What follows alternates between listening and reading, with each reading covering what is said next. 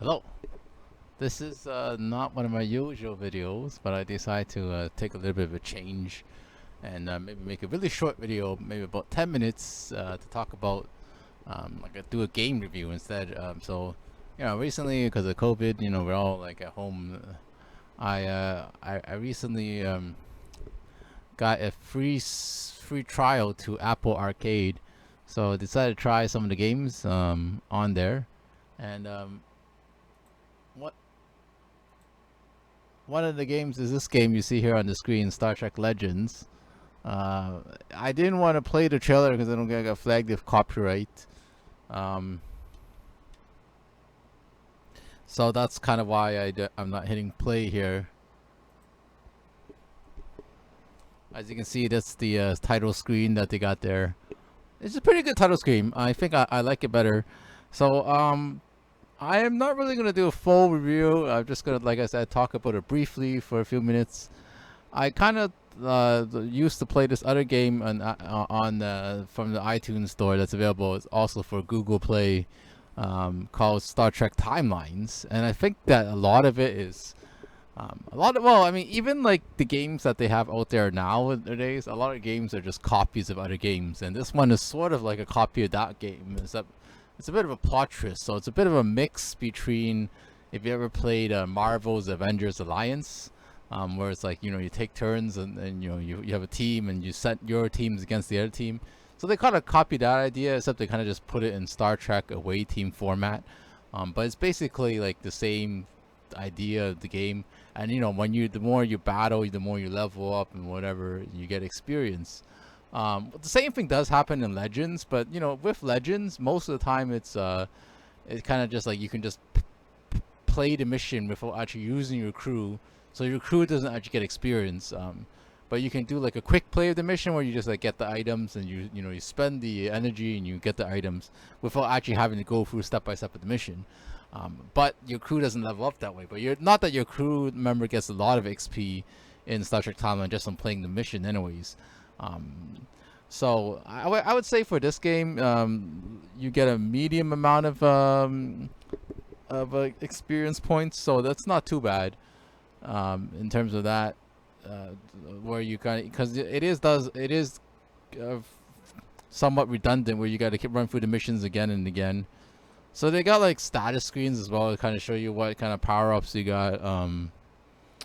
And I don't know. And the missions kind of look like this, or like I said, it's like Avengers Alliance. It's like you see your team versus the other, except it's Star Trek characters, right? Obviously because it's Star Trek Legends.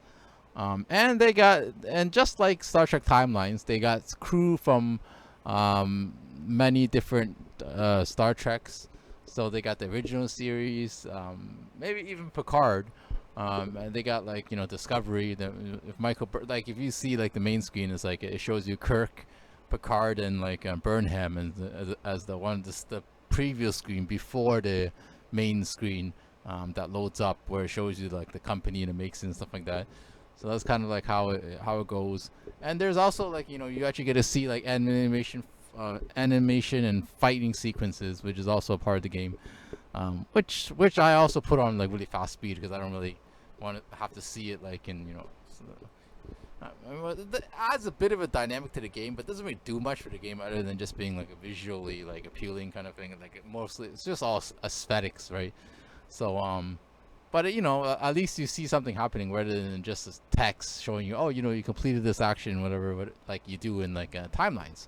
So I do kind of like that element of it, and there's also like you can get equipment upgrades, and so there's a lot more upgrades you can kind of do. I feel in terms of customizing versus timelines as well. And the good thing about it is you don't have to spend money to upgrade your characters or try to get better crew, which is kind of how Timelines makes their money. And I find that that's the way it is all Apple Arcade's games, where it's like it's like you do have to pay like a monthly subscription if you want to keep playing the games. But then like none of the games actually are designed in a way where you gotta put more money in to buy power ups or whatever. Just to So that's one good aspect I like about it, where it's like you don't have to keep on spending money on power ups for the game. Otherwise, it kind of makes it hard to get through the game. And I'm already not completely through the game, but I already beat the first 2 runs in normal and advanced difficulty. I just haven't beat all the way in expert difficulty yet. But I'll probably get there really soon. So it's been but and then there's supposed to be like episode 7 coming soon because there's only 6 episodes right now through each run. So there's about maybe a total of it's not too, it's pretty extensive. There's probably like over like 150 battles in the 6 episodes. Because each episode has about 6 missions on itself, and then there's away team missions. And the other good thing about the away team missions is some of them are they last like more than 8 hours. So you can like just basically just set it there before you go to sleep, and then the next day is shortly after it's ready. Whereas like I used to do in like timelines where I set it there and go to sleep, and then when I have to wake up to use the washroom in the middle of the night, I would just like send another mission out before I go back to sleep. So that was like kind of like it's that's not something you have to do for this game as well. And some of you probably not like me. You don't have to wake up in the middle of the night to go use the washroom, so you don't miss out. You can still send a longer away mission. You can save those for before you sleep, and you can send the shorter away missions during the day, while you're awake, right? So the ones that take like anywhere between 10 minutes to like less than 8 hours. So overall, I think it's a fairly decent game, and it keeps me interested. So there's a little bit about like some pros and cons. I like how it's like it's an interesting that it's not too hard to get crew. The only thing I don't like is like, okay, on the other hand, it's you don't always, because the more rare crew don't spawn as often in the transporter. It kind of harder for you to get more of the more powerful level up of the more rare crew. On the flip side, though, if you have the resources like the different types of materials and the latinum, you can also power up your items. And the good thing about it is that if you have a rare crew or legendary crew is the most rare, you can use legendary items. But then if you have a crew that's only like rare or whatever, like it's a more specific crew, instead of just saying like Romulan security officer, it'll be like Sela or whatever. So it'll be actually one of the characters from the shows. She can only use rare equipment because she's only rare. She's only a rare character. But if you have a very rare character, that character can use very rare equipment, like Janeway.